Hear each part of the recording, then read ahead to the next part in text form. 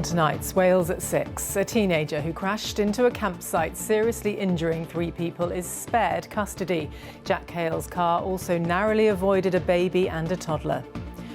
Also tonight, Senedd member Russell George and former Tory MP Craig Williams appear in a London court charged with offences relating to alleged bets on the 2024 election date.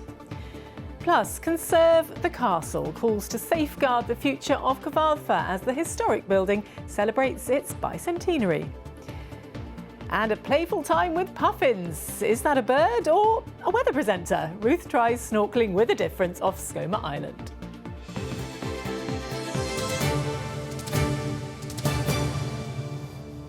Hello, good evening to you.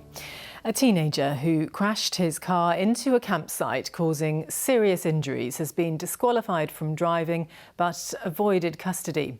Several people were taken to hospital after Jack Hale crashed his Ford Fiesta into campers at Newgale in Haverfordwest. He received a suspended 20-month sentence, with the judge describing his driving as highly inappropriate. Our correspondent Dean Thomas Welch has been following the case at Swansea Crown Court and has tonight's top story. This is the moment the tranquility of a West Wales campsite was shattered by a reckless teenage driver. Several holidaymakers were injured when the car of 19-year-old Jack Hale from Haverfordwest left the road and ploughed into tents just metres away at Newgale campsite. Hale's Ford Fiesta hit a bank and rolled onto a tent which had a baby asleep inside in August 2023. The baby only survived due to being inside its cot. Campers at the time of the crash described the carnage. There was a lady crying, screaming at a baby, and we was like, oh my God, you know, baby's under there, and it turned out the bell tent that the car left the road and went over, it crushed the whole tent. The cot had the baby in, and it was still up with the baby in, but it crushed the whole tent.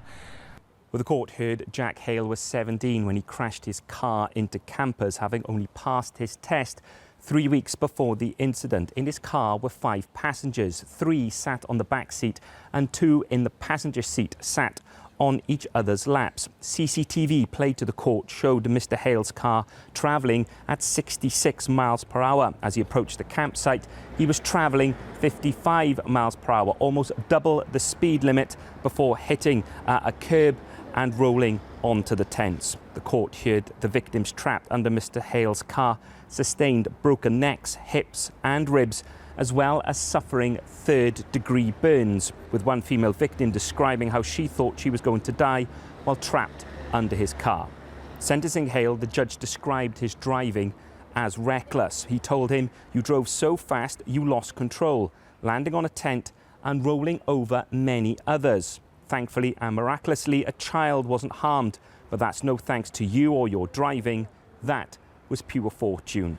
The reality is you could have killed someone. That would have resulted in an even greater tragedy, and your sentence would have been more significant." Hale was sentenced to 20 months detention, suspended for 18 months, and he was disqualified from driving for 2 years. Dean Thomas Welch, ITV News at Swansea Crown Court. Singer Iris Williams has died at the age of 81. Born in Pontypridd, she topped the UK charts in 1979 with the song He Was Beautiful. Since the early 90s, she'd been living in New York, gaining an OBE in 2004. The trials of MS Russell George and 14 others who face charges over cheating by placing bets on the date of the UK general election are set to start in September 2027. He and former Conservative MP Craig Williams appeared in a London court today. Our national correspondent Rob Osborne is at the Senedd for us this evening. So, Rob, good evening. What else did we learn today then? I think the main thing, Andrea, what we learned is how long the defendants in this case are going to have to wait for those trials. As you say, the prominent ones in Wales include the sitting Senedd member, Russell George. He has indicated, of course, that he will be stepping down at the next Senedd election next year. And the former Conservative MP, Craig Williams, who lost its seat at the general election but was a close aide to the former Prime Minister Rishi Sunak. So why the wait? It's because the sheer number of defendants in this case. The trials will take place, there were 2 trials, first in September 2027, so that's over 2 years away, and the second, January 2028.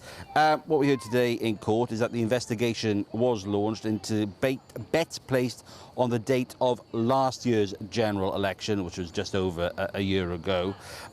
We have to say that both, Russell George has indicated that he will be pleading not guilty. He would be denying the charges, while Craig Williams has not so far entered a plea. Robert, the Senate, with that update for us on that case. Thank you. There are calls to safeguard the future of Cyfarthfa Castle in Merthyr Tydfil as the building celebrates its bicentenary this month. Funding has now been found to start restoration works on some of it. Our correspondent Hannah Thomas is there for us this evening. And Hannah, I guess everyone just wants to see this castle, well, fit for another 200 years then, really?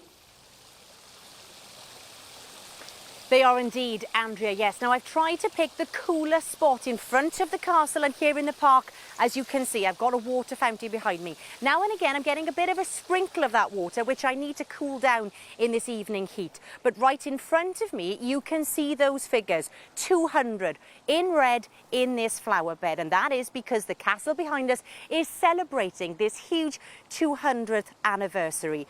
The building is far from young and it is in need of some TLC. It's the jewel in Merthyr Tydfil's crown, and now Cyfarthfa Castle is celebrating its 200th birthday. It was built by the Crochet family in the Industrial Revolution. Then it became a school for decades, and now it's a museum. We've seen so many visitors through the door as a result of the bicentenary year, and I think it's really important that we keep the momentum going now over the next 10, 15, 20 years. A lot of the school alumni are very protective over this building, so we haven't got to fight people to come and help us safeguard the castle. I was a pupil here in the 1990s, but today I got a look around for the first time since the school closed 11 years ago. There are still reminders of those lessons everywhere, but in some parts of the building the roof is leaking and everyone knows it needs renovation. So Nathan, this is the old top corridor. I remember it well. The display boards are still here. Yeah, and as you'll remember, this was Welsh. Yes, I do remember the Welsh room. Some of the displays are still up as well. The Welsh dragon, the whiteboard is still in place as well. But as you can see, it's looking a bit tatty. Yeah, it is. But hopefully now with the funding that we've received from Welsh Government and Merthyr Council, some work can begin to put some preventive in place to stop the water ingress. And hopefully we can preserve it for another 200 years with the Cyfarthfa Foundation. The funding to repair the roof is £4.5 million, but the council know that this is just the start of the restoration. We know there's money to spend now on key works, but also concurrently to that we'll be fundraising and making applications to the National Lottery Heritage Fund to make sure we've got a sustainable pot of money in the future that we can use to really grow and develop the area. The castle has inspired a creative writing project, which has seen 600 pupils put pen to paper across Merthyr Tydfil. Everyone is welcome to Cyfarthfa Castle Museum. So what did these pupils at Goetre Primary School find out about the building? It's really old and it has lots of art and writing. We learned that it was this 200 celebration.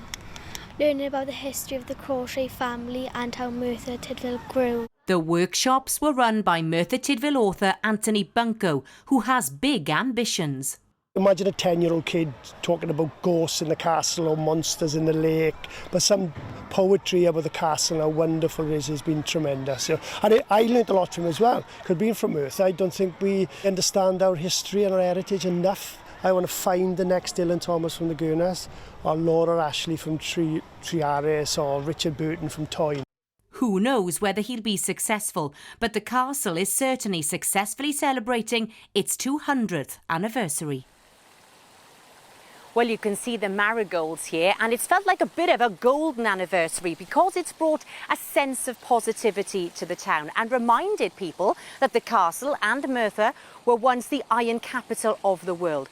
But Cyfarthfa Castle has been a talking point for many years. What is the grand plan for it? How do we protect it for the future? How can it bring in more tourists to the South Wales valleys? These have all been questions that have been answered. Now, the local authorities seem to get the ball rolling on this at the moment. They're starting to pump that money in, Andrea, and residents will be watching very closely for progress. Hannah, you get in the shade. Thank you very much indeed. Well, Hannah trying to cool down there at Cyfarthfa Castle. Ruth is here, so what have you got for us? I'm sorry, but more of it, to be honest. A dry and sunny weekend with temperatures set to peak in the 30s tomorrow. But if this heat wave is not for you, it'll be perhaps a little bit cooler around the coast. So join me as I take a refreshing dip, shall we say, to get up close with some rather special little seabirds.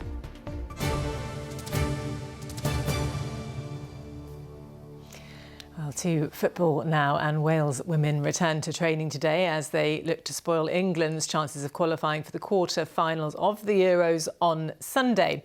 After 2 losses, Rhian Wilkinson's side are all but out of the tournament, but it hasn't lessened the pride of the players' families who have been following every moment in Switzerland. Our reporter Katie Fenton spent the morning with one of those families. Julie and Doreen Woodham, better known to Wales defender Lily Woodham as Mum and Nan. From Cardiff to St Gallen, they've travelled to one of Switzerland's most historic cities. Not for the sights, but to witness their girl make history of her own in the Euros. She's worked really hard and she deserves it, yeah. Yeah, we've done it. She's done it. Julie and Doreen are tackling a historic climb of their own. Hope it's not too fast. Taking a trip up this 132-year-old railway to the summit of St Gallen. This is our exercise for the day. And after soaking in the Swiss scenery and seeing how the locals live, That's the way to do it. Julie and Doreen take a moment to look back. She was with the boys quite a lot, playing football in the lunch break. You know, they choose teams and Lily sometimes is the last one chosen. It didn't take long before she was the first one chosen. And that's not changed here, with Lily so far playing 155 minutes. The first game when she was singing the anthem, I could see she was looking at us. And then afterwards she said, I had to close my eyes, Mum, because she said I could see you all. And she said if I started going, Mum was already crying. So, oh my gosh, is she okay? And no matter what Sunday brings, Lily and the team are already winners to the Woodhams. I did say to her yesterday in there, do you realise the pleasure you've given us? I just wish your granddad had seen her. Yeah, that would have been the icing on the cake. He can. He's there though. Yeah. I know he's there. Yeah. She's been amazing. Yeah. So with Woodham on their backs and Wales in their hearts, this family will leave Switzerland with memories to cherish forever. Katie Fenton, ITV News in St Gallen. So many memories, and we can cross live now to St Gallen and our sports reporter Matt Southcombe. It was always going to be a tough ask, wasn't it, for Wales women, but the gap on the pitch, clear to see. Yes, Andrea, I think you can't get away from the fact that some of the results have been a little bit disappointing out here in Switzerland. And I think the players and staff will feel that too. What I think will disappoint them most, though, is that their performances have not quite been at the level they have been over the last 18 months. They've made some uncharacteristic mistakes that we don't normally see from the players, maybe a bit of nerves, and those mistakes will get punished by teams at this level, and that's what we've seen. But maybe this tournament wasn't all about the results on the pitch for Wales in this tournament. I think back to some of the people we've spoken to along the way here. A mother in Lucerne saying they were the perfect role models for their daughters, the players that is. A young girl here in St Gallen who was so inspired to see Kerry Holland, her hero, here on the big stage finally. So maybe that's what this tournament was all about for Wales. All those little moments across the last 2 weeks have felt like they're adding up to one huge moment for women's sport in Wales, let alone women's football. Yeah, the legacy is clear to see. Matt in St Gallen, thank you. Now, acclaimed Italian opera star Luciano Pavarotti sold over 100 million records and became an icon of classical music that endures to this day. Back in 1995, he made a famous visit to the International Eisteddfod in Llangollen. Well, now, 30 years later, his widow has made the same journey to present a trophy in her late husband's name. Well, there for us this evening is our reporter, Rob Shelley. Rob, I'm sure it is hot there too, but it's very special moment to celebrate, and a poignant one too. It's been really emotional because you realise just how important Llangollen was to Luciano Pavarotti and the Pavarotti family. Down there in that pavilion, well, not that pavilion, but the one that was there before, in 1955, a 19-year-old called Luciano Pavarotti was part of a chorus that won the Eisteddfod here. He came back in 1995 as a maestro. But you might be wondering behind me what this slightly sort of messy white thing is. Well, put it this way, this is going to be the ultimate reveal. We're just about to show you.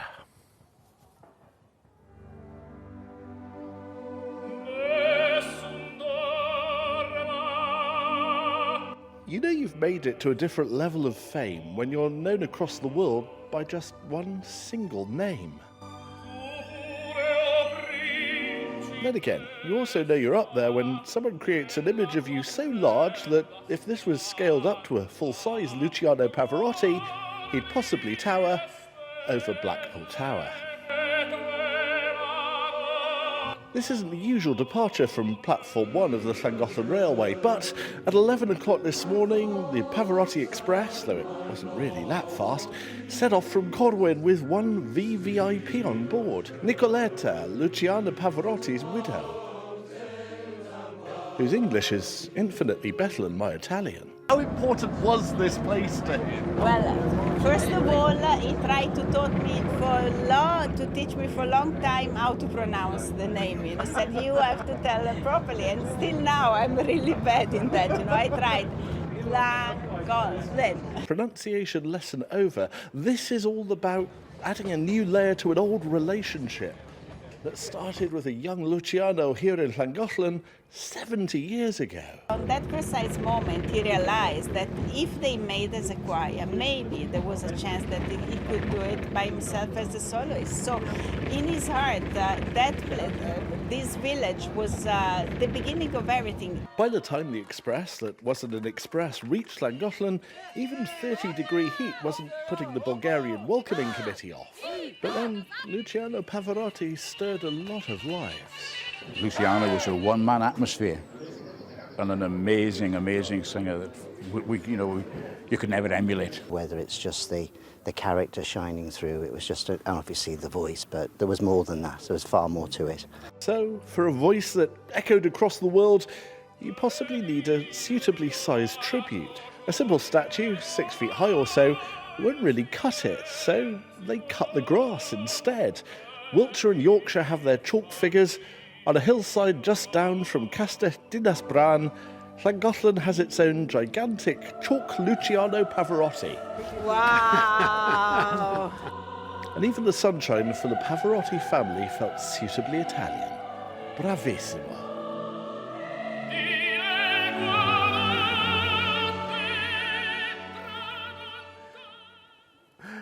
Nicoletta's probably the most serenaded person in all of Wales today. Actually, it was wonderful to see her walk up the hill and see this for the first time, because once she'd finished saying wow, there was just one single bellissima that came out of her mouth. But basically, here we are, right next to Luciano Pavarotti's eyes and eyebrows. And you realise how impressive it is doing something on this scale in the side of a hillside. I feel very small by comparison, but then again, most of us are quite small by comparison with Pavarotti's reputation and his sheer talent, his lovely, wonderful ability. It is a unique voice, I have to say.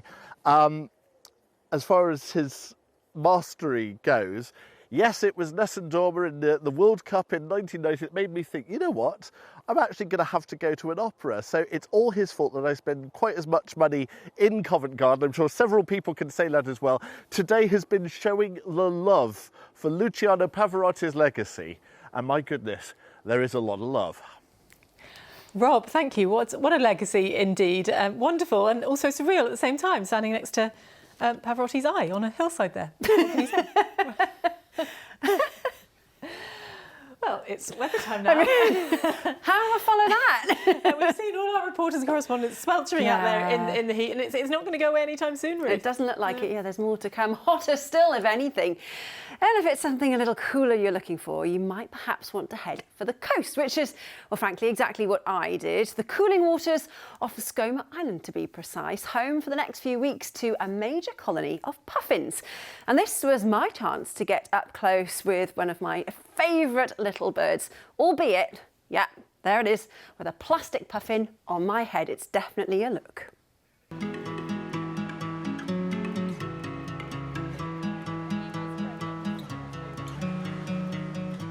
The very fact you're holding on to the boat is, I know that's a good sign. Hi, you're right, I'm Ruth. Nice to meet you. On board. Whoa.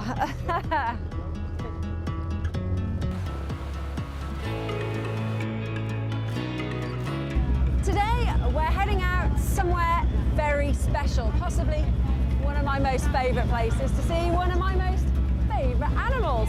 But you know it's going to be interesting when you're told to bring a wetsuit and you might have to wear a plastic puffin on your head.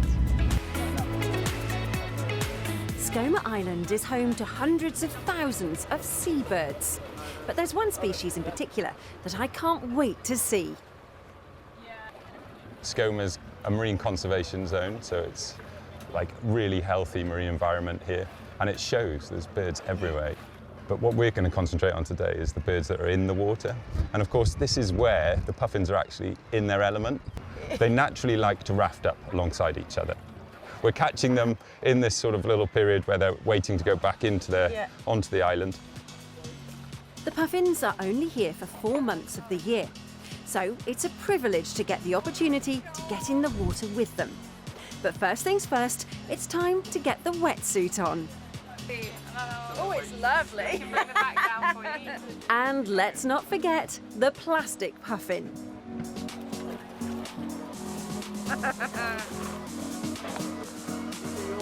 Dignity.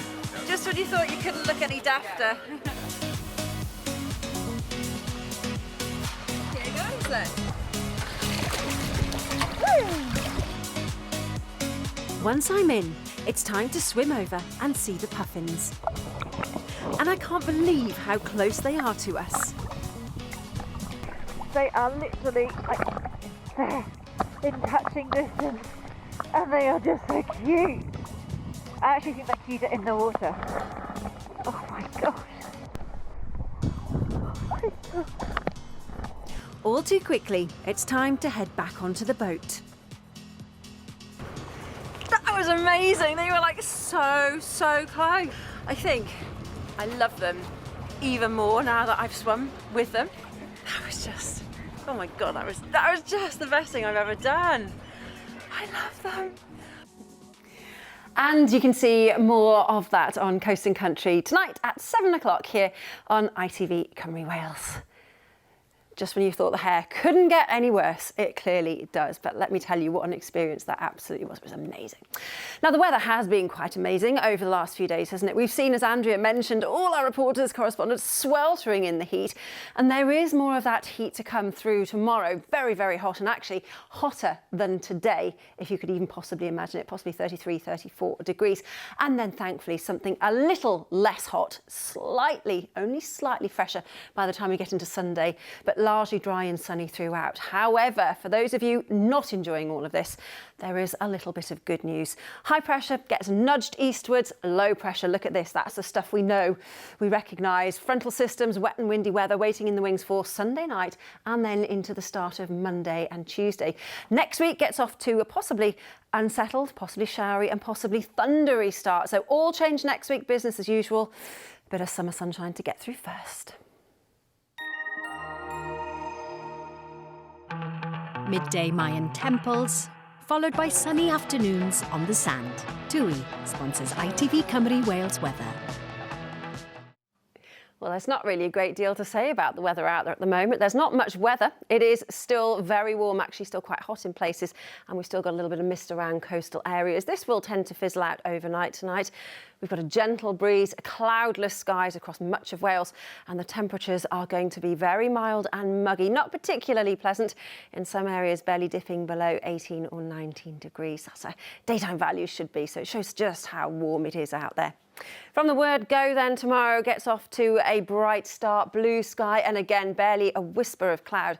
As the day progresses, we've still got that gentle breeze, and that means, as I've been saying, the temperature's likely to peak through tomorrow.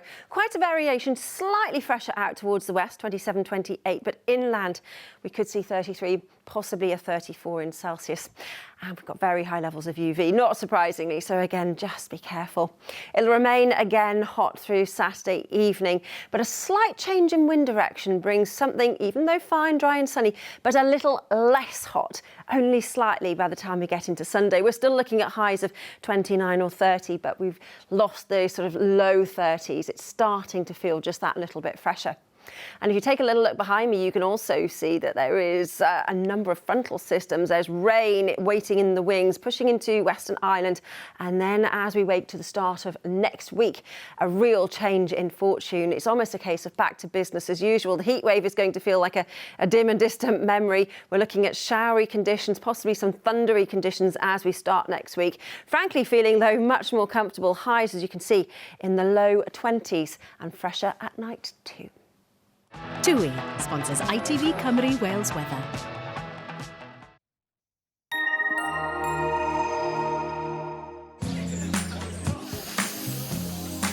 Making the most of summer. Piri sponsors ITV pollen count. Well, unfortunately, we do have very high levels of grass pollen to contend with this weekend. But as things do turn a little more unsettled into next week, it should start to feel just a little bit more comfortable. So never mind head for the hills, head for the coast, I think would be my advice this weekend. Tomorrow is when the temperatures are going to peak. Not pleasant by any means, but a little bit better by Sunday. Yeah, we need to be where the breeze is. Absolutely. Thank you. And that is all from the Friday team. Carl's back with your late update. Have a lovely evening. Bye-bye.